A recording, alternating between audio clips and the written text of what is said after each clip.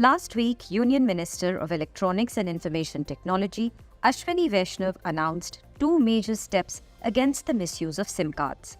The government has made verification of dealers selling SIM cards mandatory and discontinued the provision of issuing bulk connections. While announcing the new measures, the minister said verification of SIM card dealers will be carried out by the licensee or the respective telecom operator. A penalty of 10 lakh rupees will be imposed on violators. This is likely to have a significant impact on the telecommunications landscape by arresting digital frauds and creating greater accountability among SIM card dealers. Mahesh Uppal of ComFirst India elaborates on what made the government worried about the misuse of SIM cards.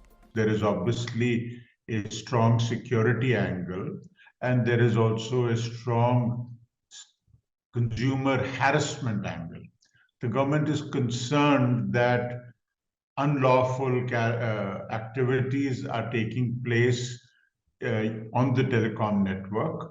People are hiding behind anonymity or hiding behind numbers which seem to be untraceable and are compromising security as the government sees it.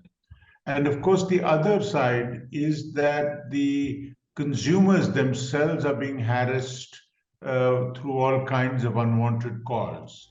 The Sanchar Sathi portal, which the government started in May 2023 for tracking lost phones and disconnecting unnecessary connections, has identified 52 lakh fraudulent connections so far and has deactivated them.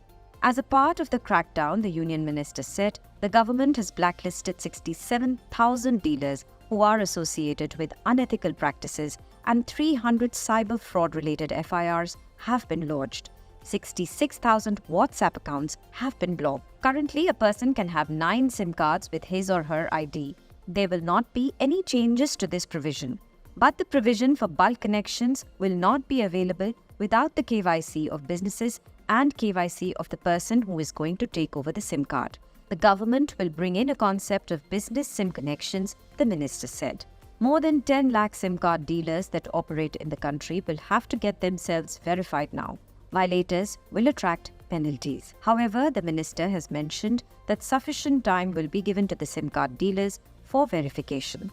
Salman Waris of TechLegis analyzes how the new changes will impact the dealers. As far as the agents and the dealers are concerned, it would create a major hurdle for them because they'll need to get police verification and they'll need to comply with all these requirements.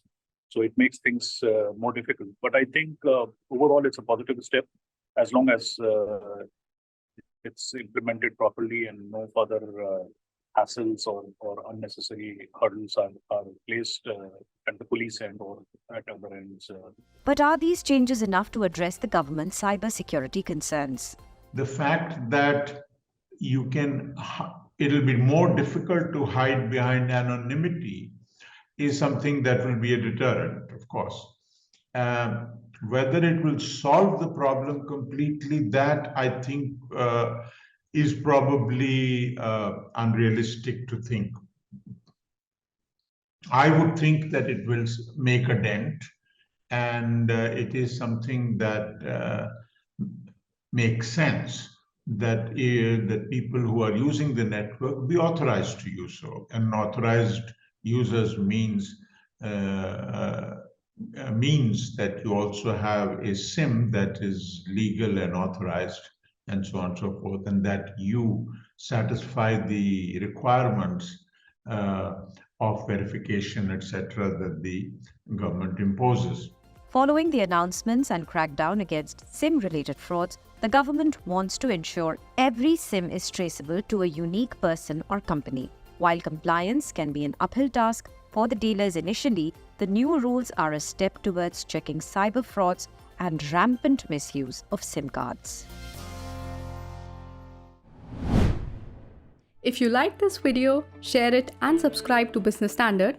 For more news, views and insights, log on to www.business-standard.com. Do also follow us on YouTube, Twitter, Facebook, Instagram, Telegram and LinkedIn.